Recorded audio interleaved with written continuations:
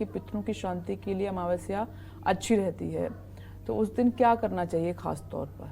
देखो ऐसा है, पितरों शांति के लिए, ग्रह शांति। हाँ, पितरों की शांति के लिए, माफ कीजिएगा, पितरों की शांति हाँ के लिए। पितरों की शांति के लिए त्रिपिंडी श्राद्ध करना, नारायण बलि करना, पितरों के लिए पिंडदान करना, पितरों के नाम पर अन्न वस्त्र ये सब वस्तुएं जरूरतमंदों में दान करना, ठीक है, ब्राह्मणों को भोजन कराना, गाय को भोजन कराना, गाय की सेवा करना, पीपल के पेड़ की पूजा करना, विष्णु सहस्त्र नामावली का पाठ करना पितरों के लिए, पितरों के उद्धार के लिए, ये सब कार्य जो है निश्चित रूप से पितरों को अच्छी गति देते हैं और पितरों की आत्मा ऊर्ध्वगति को प्राप्त होती है। पितरों की जो आत्मा है वो मुक्ति को प्राप्त होती है जी। और किसी अशुभ योनि में है तो उसका कल्याण होता है, उस जीव का उद्धार होता है। तो इसलिए हमारे यहाँ अमावस्या के दिन सुबह, अगर अमावस्या सुबह से ही है तो 12 बजे तक आप धार्मिक कार्य भी कर सकते हैं, दान पुण्य भी कर सकते हैं, लेकिन 12 बजे के बाद सिर्फ और सिर्फ पितर कार्य ही होते हैं। पितर कार्य के अलावा अमावस्या पर दूसरा कार्य नहीं होता है जी। और वैसे भी किसी भी तिथि में दोपहर के बाद देव पूजन नहीं, पितृ कार्य ही होता है।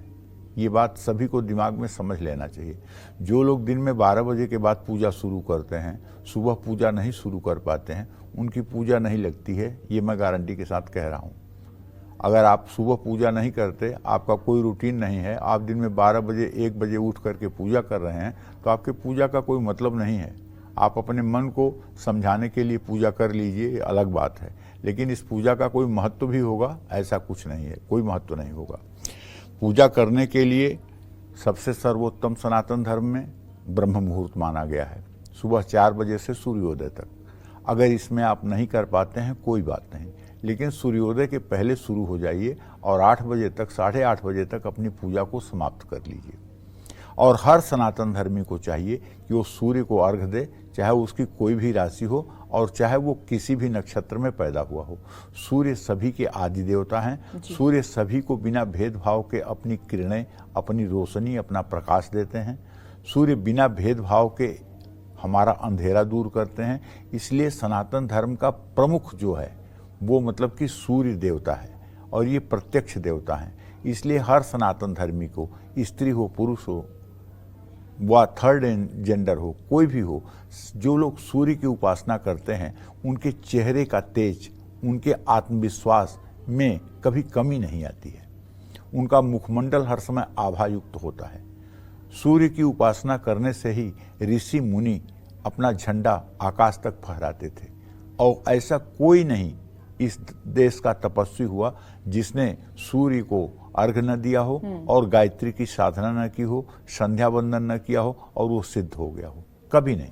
आप चाहे जिस देवी देवता की उपासना करें, लेकिन प्रातःकाल सूर्य को अर्घ देना, गायत्री का जप करना, गायत्री के लिए हवन करना, ये सभी लोगों के लिए अनिवार्य है। तो 12 बजे से पहले अगर कोई अर्ली मॉर्निंग नहीं भी कर पाता है सूर्य नमस्कार, तो 12 बजे से पहले करना सही है? 12 बजे से पहले हो तो सकता है, लेकिन उसके लिए एक प्रायश्चित अर्घ देना पड़ता है। जैसे सूर्य को 1 लोटे का जल अगर 3 बार में दिया जाए तो इसको सूर्य का अर्घ कहते हैं। लेकिन जब जैसे सूर्योदय के बाद 1 घंटे के बाद 8 बजे से आप अर्घ दे रहे हैं, 9 बजे दे रहे हैं, 10 बजे दे रहे हैं अर्घ, तो आपको 4 बार अर्घ देना होगा। 1 बार बिना मंत्र बोले अर्घ देना होगा और 3 बार ये कहना होगा, ओम ब्रह्म स्वरूपिणे सूर्य नारायणाय नमः। 3 बार उस लोटे का जल आपको गिराना होगा। और ओम सूर्याय नमः बोलने से? देखिए ऐसा है, अपने मन से कल्पना करके आप कुछ बोल दीजिए, लेकिन हमारे यहाँ शास्त्र के ही मत का जो है विशेष महत्व कहा गया है।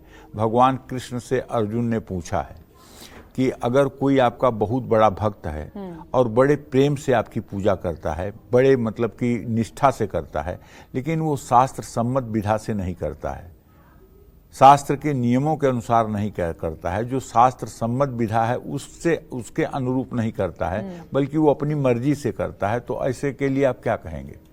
भगवान कहते हैं ये पूजा तामसी पूजा है।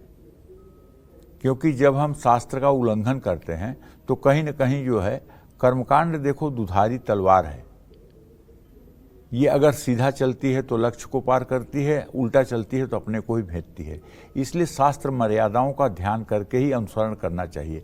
शास्त्रों में बात लिखी हुई है, ओम ब्रह्म स्वरूपिणे सूर्य नारायणाय नमः, लेकिन कुछ लोग ओम सूर्याय नमः भी करके दे देते हैं, कुछ लोग ओम घृणी सूर्याय नमः करके दे देते हैं, कुछ लोग गायत्री मंत्र बोल करके दे देते हैं। ये तो देखो अपनी अपनी बात है, लेकिन जो शास्त्र की बात है, हम वो अगर ऑथेंटिक बात कहेंगे तो वो यही बात कहना है कि ओम ब्रह्म स्वरूपिणे सूर्य नारायणाय नमः। ये मतलब कि जो है शास्त्र सम्मत बात है, ठीक है ना। इसी तरह से जैसे गायत्री की व्याहृतियां हैं, ओम भू ओम भुवः ओम स्वः ओम मः ओम जनः ओम तपः ओम सत्यम। ये देखो 7 व्याहृतियां हैं और शरीर के 7 चक्र हैं। 7 चक्रों को एक्टिवेट करती हैं ये व्याहृतियां। जब मनुष्य प्राणायाम करता है और 3 बार नाभि पर विष्णु का ध्यान करता है, 3 बार हृदय पर ब्रह्मा का ध्यान करता है, 3 बार मस्तक पर भगवान शिव का ध्यान करता है और इस मंत्र की एक ही श्वास में 9 आवृत्तियां करता है। ओम भू ओम भुवः ओम स्वः ओम मः ओम जनः ओम तपः ओम सत्यम ओम तत्सवितुर्वरेण्यं भर्गो देवस्य धीमहि धियो यो नः प्रचोदयात् ओम आपो ज्योतिरसो मृतम ब्रह्म भूर्भुवः स्वरोम। एक ही श्वास में 9 आवृत्तियां जब इस मंत्र की होती है तो उसको कहते हैं नाड़ी शोधन प्राणायाम। और इस प्राणायाम के 4 परिणाम होते हैं, ध्वस्ति, प्राप्ति, संबित और प्रसाद। शरीर निरोग हो जाता है, आजीविका के लिए बहुत श्रम नहीं करना पड़ता है, परिस्थितियों का ज्ञान स्वतः होने लगता है और मन के अनुकूल प्रकृति कार्य करने लगती है।